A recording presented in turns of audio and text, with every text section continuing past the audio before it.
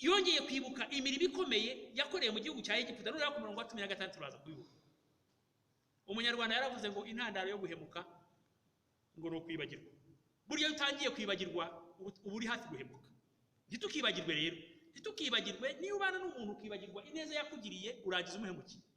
Noneho n'Imana yacu ariko bimera, iyo twibagiye imirimo yayo yakoze mu bihe byatambutse dutangira kwibaza kwiriho none bikadutera kuyivaho.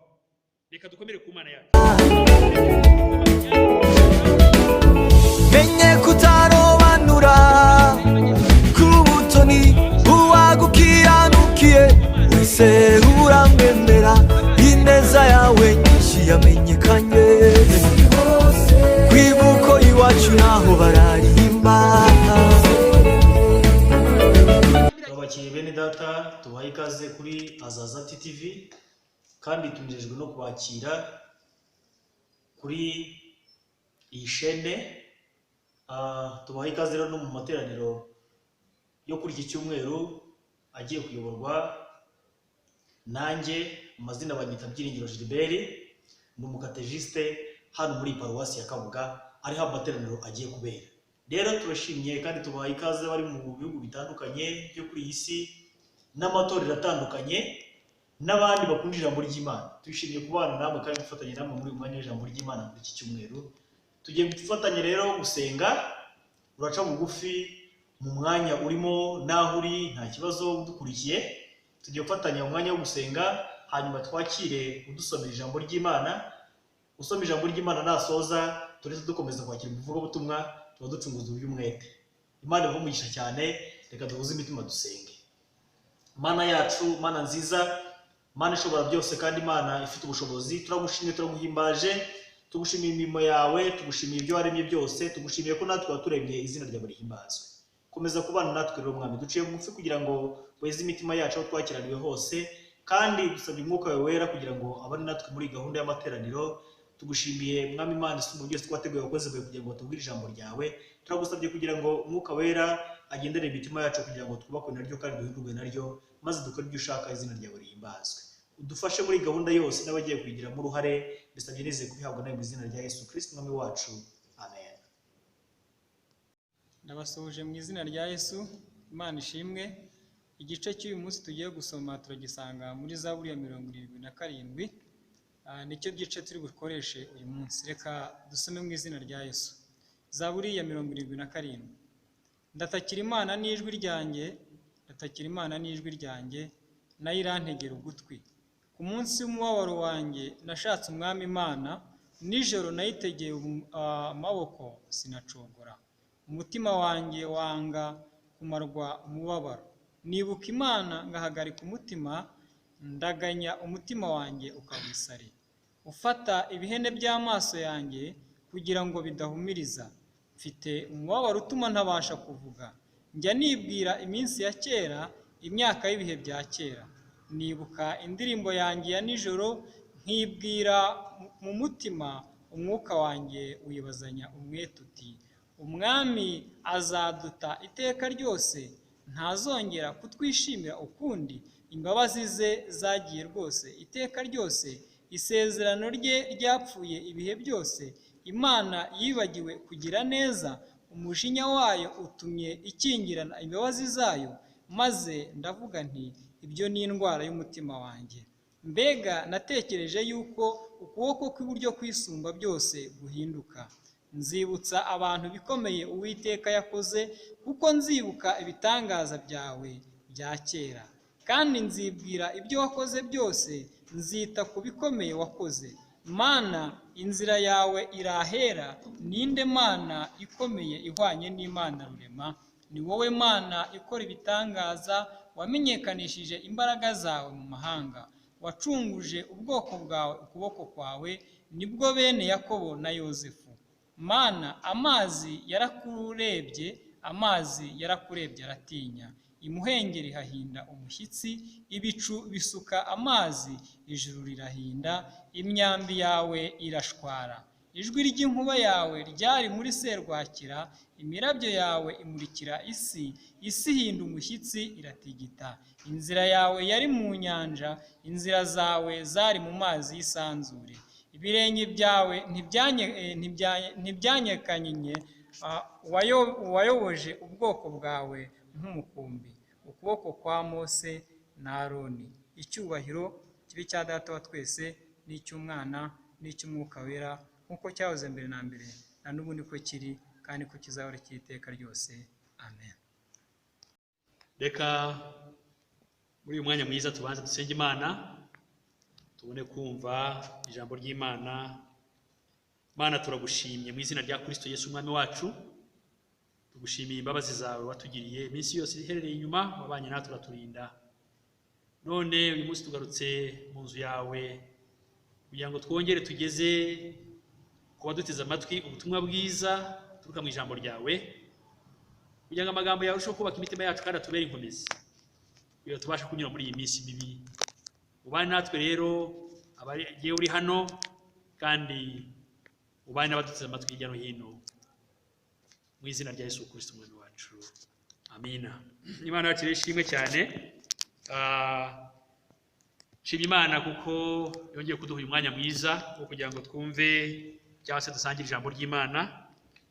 Ubwo nari hano bushize twavuze ku nkuru za Yeremiya mu gice cya 33 tuvuga uburyo yagiye ahura n'ibihe bikomeye, tuvuga ko yari umuhanuzi wagiye ahura n'ingorane nubwo yari umukiranutsi ku Mana, ariko ko yagiye ahura n'ingorane z'abantu yabanaga nabo n'abayobozi na rubanda ntibamwemere, agira ikigeragezo gikomeye cyane, yemwe biviramo gufungwa, ariko Imana muri ibyo bibazo byose iramubwira ngo ntabaza ndagutabara. Uyu munsi tugarutse kujya kuvuga amagambo yenda gusa nayo, amagambo twasomewe muri Zaburi ya 77 guhera ku murongo wa 1 kugeza ku murongo wa 21. Ni Zaburi ya Asafu. Asafu yari umuririmbyi, yari umuhanga mu bintu by'indirimbo igihe cy'umwami Dawidi n'igihe cy'umwami Salomo, kandi yari akomoka mu Balewi, mu Mulewi. Yari umuhanga rero mu by'indirimbo, aririmba indirimbo ari yanditse muri Zaburi ya 77. Navuga ngo ni indirimbo y'amaganya, indirimbo y'amaganya. Yitekerejeho nsomye, ntekereje n'igihe cy'ubushize amagambo twaganiriye, ndebye n'ibyo turimo tunyuramo muri iki gihe hirya no hino, usibye na COVID iremereye abantu, iremereye n'isi, hari n'ibindi abantu banyuramo hirya ya COVID birushya imitima, birushya imibiri, bivuna abantu imitima yabo. Ubwo rero naje gutekereza intego y'aya magambo, ndavuga ngo ibihe bigoye tunyuramo si ibyo kutubabaza gusa, ahubwo ni ibyo kutwigisha no kudukomeza ku Mana. Ntabwo ibigeragezo, ntabwo ingorane abantu banyuramo, ntabwo ziba ziziye gusa kubabaza umuntu gusa, ahubwo biza no kugira ngo byigisha abantu kurushaho kumenya Imana. Iyo urebye ku murongo wa mbere kugeza ku murongo wa 4 w'iyi Zaburi, ubona uburyo uyu muntu w'Imana Asafu yaririmbye iyi ndirimbo, akandika iyi ndirimbo, atangira avuga ati ndatakira Imana n'ijwi ryanjye, ndatakira Imana n'ijwi ryanjye, nayo irantega ugutwi. Ku munsi w'umubabaro wanjye nashatse umwami Imana, nijoro nategeye amaboko sinacogora. Umutima wanjye wanga kumarwa umubabaro, nibuka Imana ngahagarika umutima, ndaganya umutima wanjye ukagwisaya. Iyo wumvise aya magambo y'uyu mwanditsi, bikwereka yuko uyu muntu yari afite ikibazo gikomeye cyane, yari afite ingorane zimugoye. Ntabwo ahangaha Bibiliya itwereka ngo yari ari mu kihe kibazo, kaba ari akarengane yarengwaga n'abantu, ntabwo tubizi, ariko tubona yuko yari mu kibazo gikomeye cyane, cyari ikibazo kimugoye. Atakira Imana, tubona ko yasenze, tubona ko yinginze Imana amanywa n'ijoro, yarasenze, yaramburiye Imana amaboko, ariko ndayankubwira ngo ntabwo Imana yigeze isubiza ikibazo yari afite. Mwene data nteze amatwi, ndayankubwire ngo ibi bijya bibaho rwose. Umuntu akagira igihe kimugoye, ugahamagara Imana, wayihamagara Imana igasa nkaho yisha amatwi, igasa nkaho itakumva, igasa nkaho itari hafi yawe.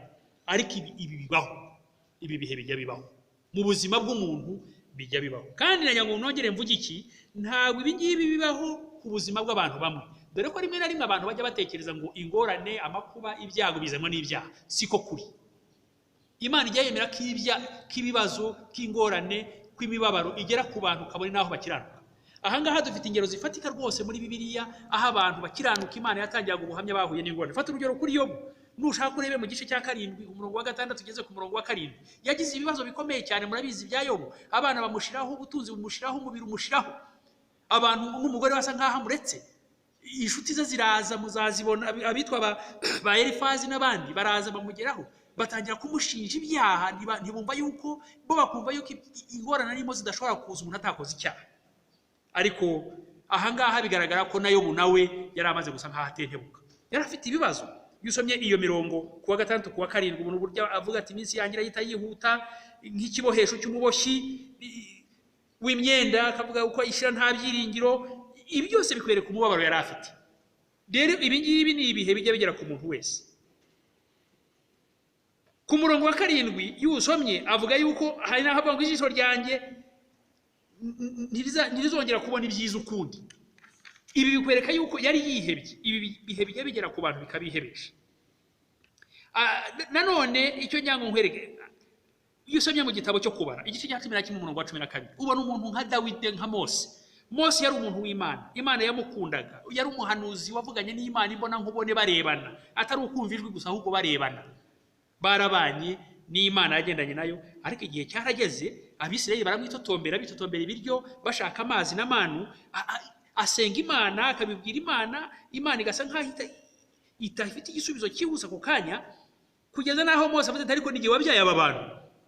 Mose aratinyuka abwira Imana ati Imana, aba bantu n'igihe wababyaye, igihe wababyaye ngo ubone kuntegeka kubaterura, ubone kuntegeka kubahagatira nk'uko umuntu abambatira, nk'uko umurezi cyangwa se umubyeyi abambatira umwana yabyaye. Urumva ayo magambo Mose kujya kuyabwira Imana byari ibintu bimukomeye, nawe mu gihe kitamworoheye. Mwibuke ba Eliya. Eliya yari umuhanuzi ukomeye cyane. Ubushize nigeze kubabwira ngo yari umuntu Imana yahamagaye kuza gukonfrontinga cyangwa se guhangana n'ubuyobozi bwariho. Yari umuntu ufite ikintu cyo gushira amanga, ariko igihe cyarageze nawe ibibazo bimaze kumubera ibibazo, amaze kwica abahanuzi ba Bali na Ashera. Nusoma mu gitabo cy'Abami cya mbere, igitabo cya mbere cy'Abami igice cya 19 ku murongo wa 4, uraza kubona Yobu Eliya ahunga Imana, ahunga Zerubabeli, ahunga Yezebeli umugore wa Ahabu, ahunga akageraho ajya munsi y'igiti cy'umurotemu akicaraho bikamuyobera, akavuga ati byomba Imana ndabizi. Ageze ahabwira Imana ngo Mana ndarambiwe, yisabira gupfa, abwira Imana ati ndarambiwe, ikiruta nuko wankuraho. Rero icyo nshaka kuvuga ni iki hano, ibi bintu Asafu yanditse hano, iyi ndirimbo ya Asafu twese bitugeraho, wabyanga wabyemera, twese bitugeraho, kandi ntago biza kubera ko ari ibyaha gusa. Ntago rero ibi byose bigera ku bantu kubera ko bakoze ibyaha, ahubwo hari igihe Imana ishima yuko icyo kigeragezo, icyo cyago kikugeraho kugira ngo kikwigishe kandi kizigishe n'abandi bazakurikiraho. Imana ikemera kugukoresha nka materiel didactique kugira ngo n'abandi binyuma yawe n'abandi bazafashwe n'ibyakubayeho, bazafashwe nuko uzasohoka muri icyo kintu ugikiranuka, abantu babona inyigisho. Ntago rero ibi bizanwa, ntago ibyago bizanwa nuko abantu bakoze ibibi gusa, bakoze ibyaha. Iyo usomye ku murongo wa 5 n'uwa 7 haratwereka ko uyu muntu yarushijeho gushaka Imana, yewe ngo yibutse n'imirimo ye ya kera, ndetse ngo yibuka n'indirimbo ye yagaririmba nijoro. Yabaga yibutse ibihe byiza yigeze kugirana n'Imana. Reka mbabwire bene data, ibyo nubwo yabyibutse ariko byose byabaye ubusa, bihinduka. Anavuga ko yageze aho ngo ahinduka nk'ikiragi kubera umubabaro. Ni ukuvuga ngo uyu muntu w'Imana yibutse ibyo bihe, natwe tujya twibuka. Hari igihe uhura n'ikibazo kikagutindaho, hari igihe uhura n'ikigeragezo kikagutindaho, ariko ukibuka ko hari igihe wigeze kuvugana n'Imana, ukavugana nayo bikakorohera, wayibwira ikakora, wayisaba ikakumva, wayitakira igatabara. Ariko hari igihe kijya kigera wabwira Imana igasa nkaho idahari, wayitakira igasa nkaho iri kure yawe. Nibyo byabaye kuri uyu muntu w'Imana. Hari igihe biza ukiyiriza ubusa, ugataka, ugasenga, ukazamuka imisozi, ukajya mu butayu, ukajya no kurara ku kiyaga, yego bamwe bashyira n'ibirenge mu mazi. Ariko ikintu cyaje kizanywe n'Imana, icyago cyaje kizanywe n'Imana kubera icyo ishaka, ntabwo ibyo byose bikuraho umugambi w'Imana. Icyo kigeragezo kikugumaho, icyo cyago cyawe kigumaho mpaka kimaze kukwigisha kigasoza icyo Imana ishaka. Ku murongo wa 8 n'uwa 10 ukomeje ugasoma, hari ibibazo bitandatu byanteye kwibaza ibintu bikomeye cyane.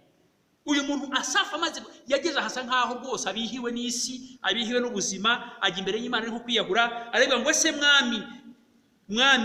umwami azaduta iteka, ntazongera kutwishimira ukundi, imbabazi ze zagiye rwose iteka ryose. Ese isezerano rye ryapfuye ibihe byose, Imana yibagiwe kugira neza kwayo, umujinya wayo utumye ikingirana imbabazi zayo.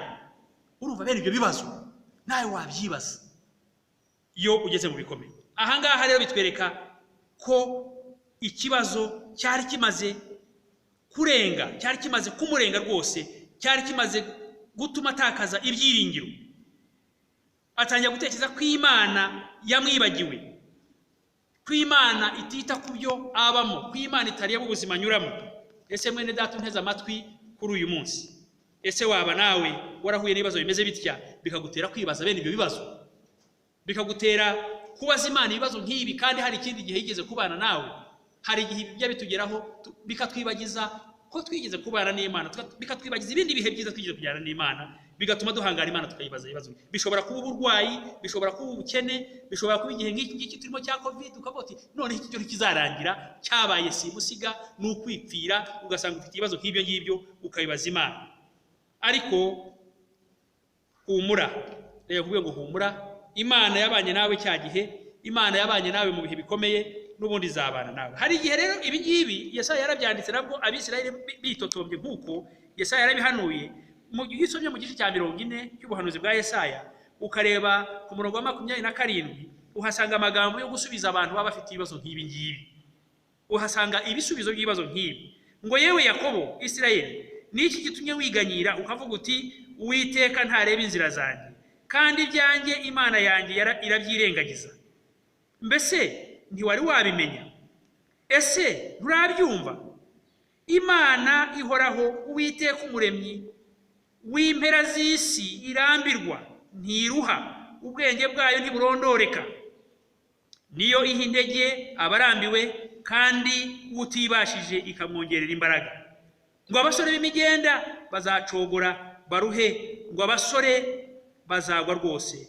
Ngo ariko abategereza Uwiteka bazasubizwamo intege nshya, bazatumbagira mu kirere, bagurukisha amababa nk'ibisiga, baziruka be kunanirwa, bazagenda be gucogora.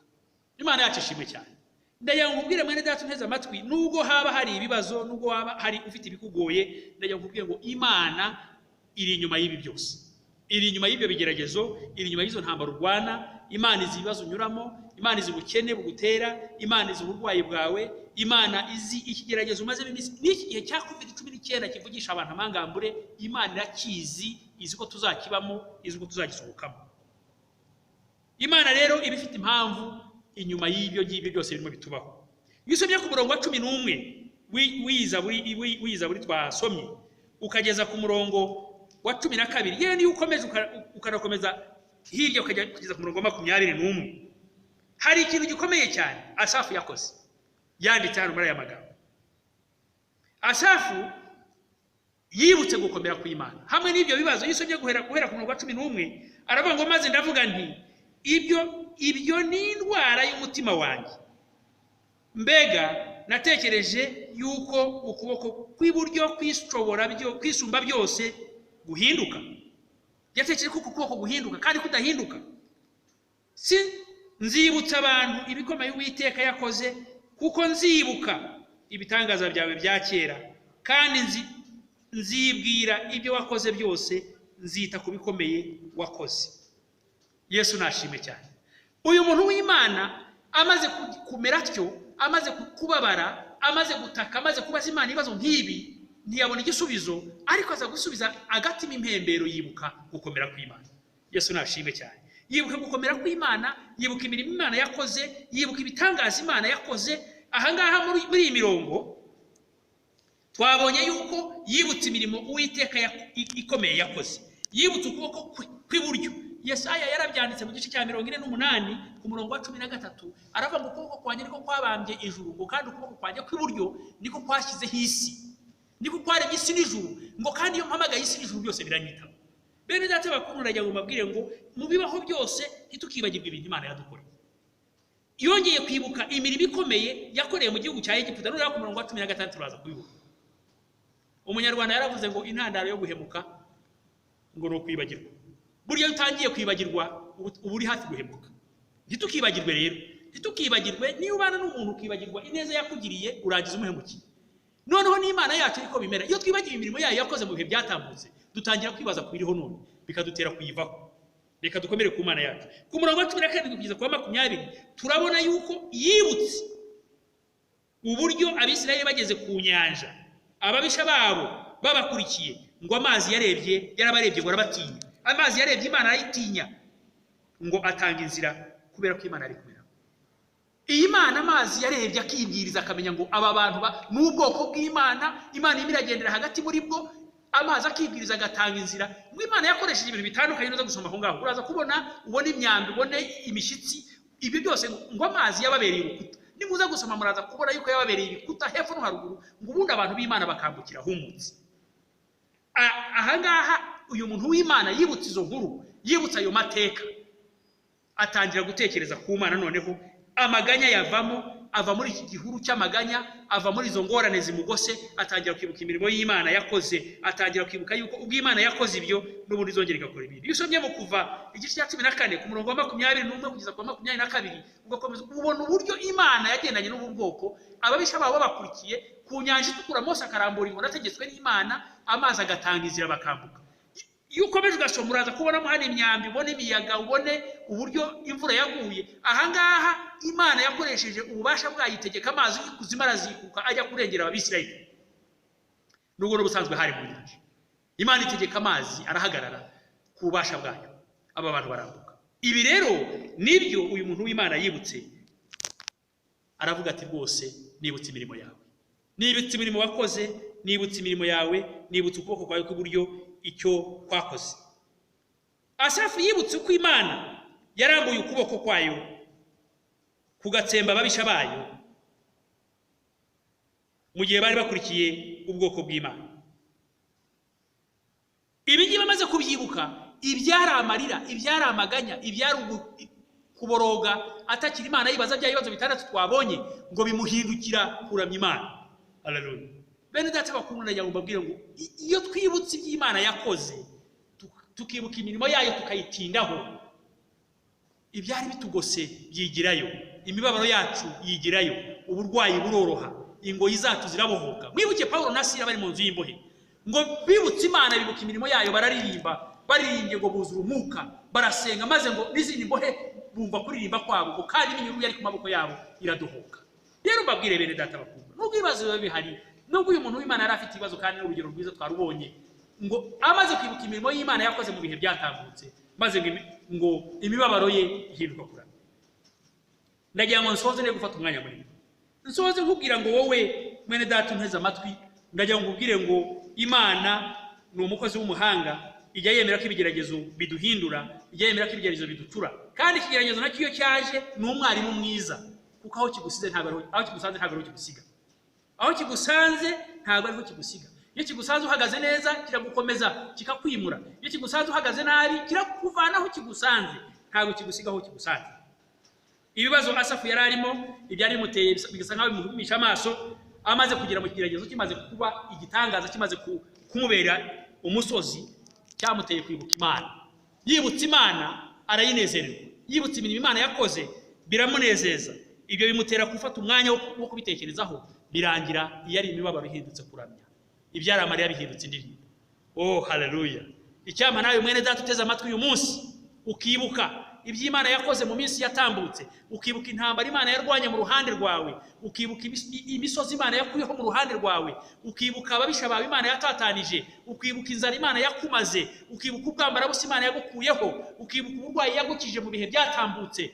Maze ibi ngibi biriho uyu munsi ntabwo byaguherana, ahubwo warushaho guhanga amaso ku byo mu gihe cyashize, ukahindukirira Imana, ukayisobanukirwa, ukayiramya.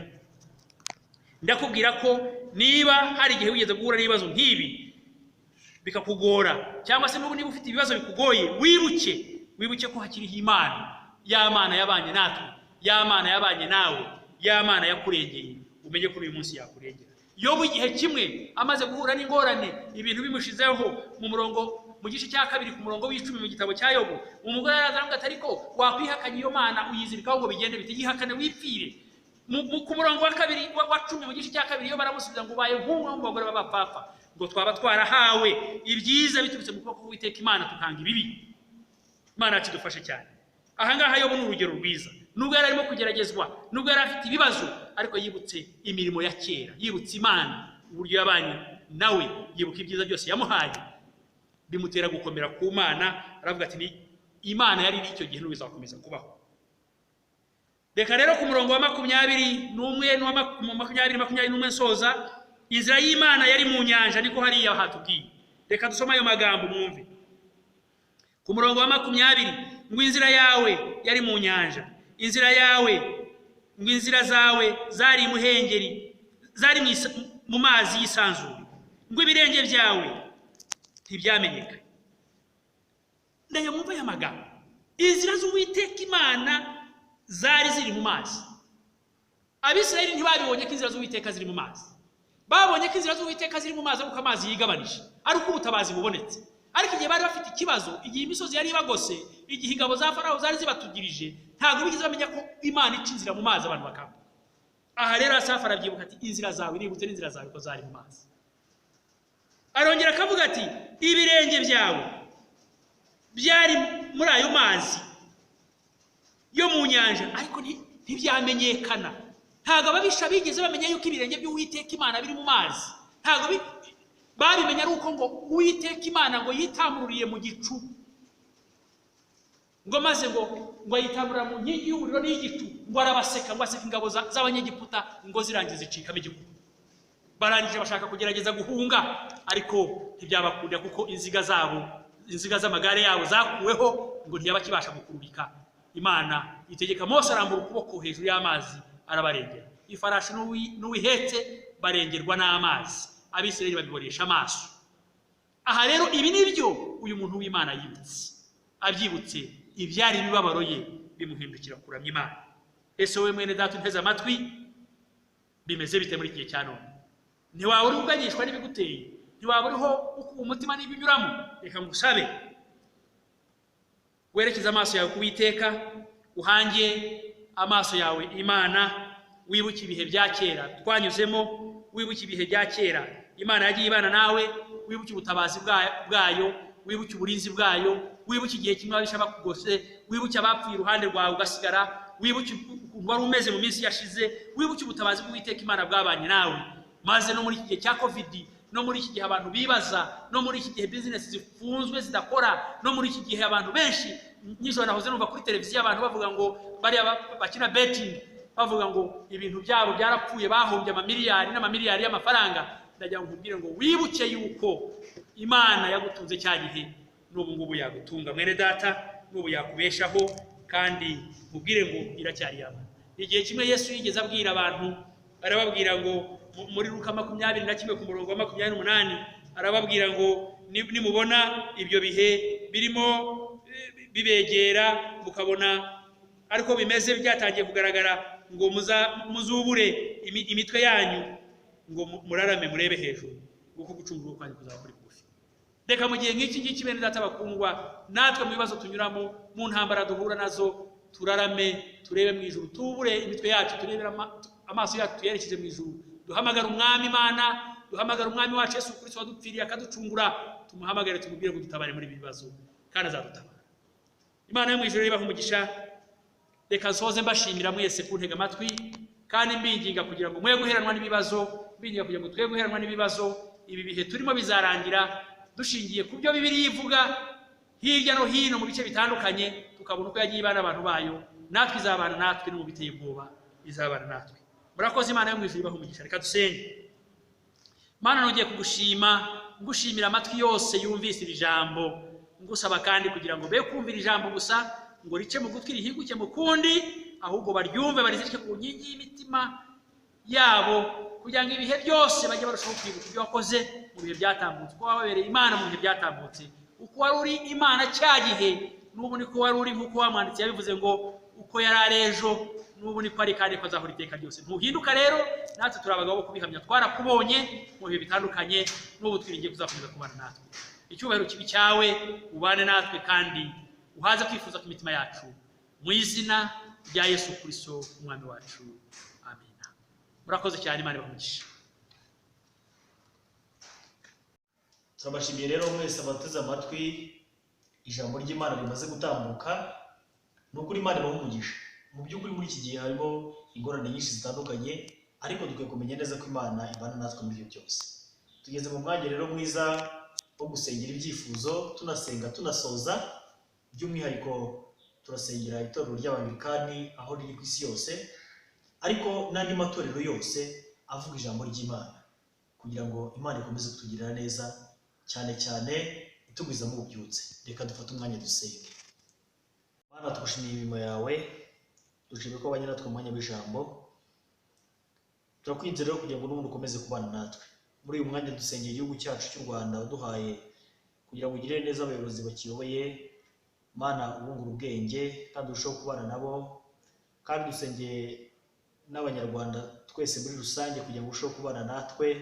Mana, turasenze kugira ngo dukize n'iki cyorezo cya COVID kitwugarije, kitubuza gukora uko bisanzwe, kugira ngo ucyunamure muri iki gihugu tubone amahoro, ndetse no ku isi yose. Mana, izina ryawe rihimbazwe. Dusengeye n'itorero ryacu ry'Abanglikani n'andi matorero yose, Mana, kugira ngo tugirire neza, ariko by'umwihariko Anglikani dusengeye umuyobozi wayo Dr. Archbishop Laurent Mbanda, ndetse dusengera musenyeri wa Diyoseze ya Kigali.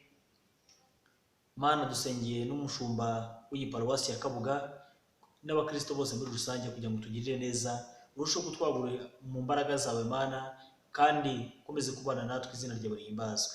Twongeye gusengera rero n'icyifuzo cy'umwihariko mu itorero Anglikani dufite uyu munsi kuri iki cyumweru, Mana, cyo gusengera kugira ngo ugwize ubushobozi bwo kugira ngo abakozi b'itorero barusheho kunguka ubumenyi, ndetse mwami no kugwiza umuhamagaro mu bakiri batoya, kugira ngo haboneke abakugukorera Mana, izina ryawe rihimbazwe. Dusengeye n'ibindi byifuzo bitandukanye biri mu bwoko bwawe Mana, kugira ngo bisubirishe kugira neza kwawe, izina ryawe rihimbazwe. Dusabira umugisha n'abakurikiye Azazati TV, kugira ngo nabo urusheho kubagurira imbago mwami, kugira ngo kandi batere ishyaka ryo gukomeza gukurikira izi gahunda zitambuka hano. Icyubahiro kibi cyawe bisabye nizeye kubihabwa nawe mu izina rya Yesu Kristo umwami wacu, amen. Turabashimiye rero mwakomeje gukurikira iyi gahunda y'amateraniro.